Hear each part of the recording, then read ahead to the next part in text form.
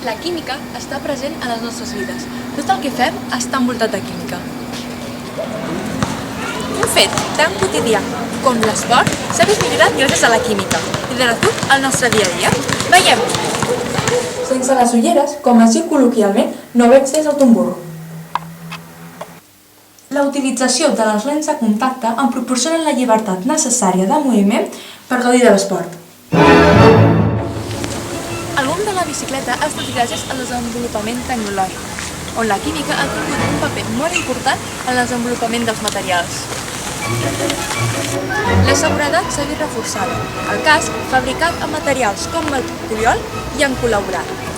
Els materials dels pneumàtics proporcionen més estabilitat i seguretat.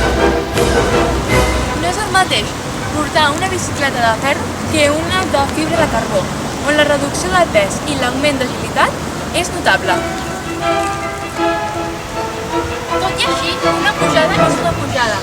I a part dels nous avenços en material, necessito les meves reaccions químiques! Una cosa tan simple com sortir a córrer també es veu millorada gràcies a la química.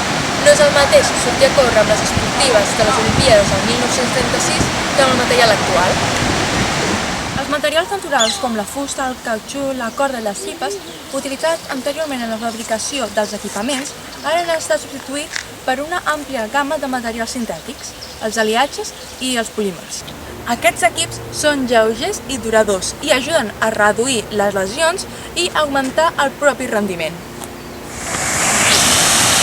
Tot i que les meves gambes estiguin fabricades amb millors materials que la dels Jesse Owens, no arribaré mai a les seves marques. Després d'un bon exercici no hi ha res més com acabar amb un bon mal. Aquí la química també ens ajuda a millorar la nostra vida. Recordem que prendre el sol no és dolent. Ens ajuda a formar la vitamina D, que és essencial per a la formació del calci als ossos, però no s'ha de fer de forma mesurada. Cal recordar que una exposició elevada al sol sense protecció pot provocar granades de pell pels rajos UVA i UVB i amb la possibilitat de tenir càncer de pell, melanoma. Per cert, també hi ha uns protectors que repelen les meduses. No sé si hi ha les tintoreres. Bueno, us ho explicaré. Voldria explicar-vos més coses sobre la química i l'esport, però no tinc més temps. Recordeu, amb treball, amb esforç, sobretot amb passió per la química, podrem millorar la nostra vida. Per cert, a reveure!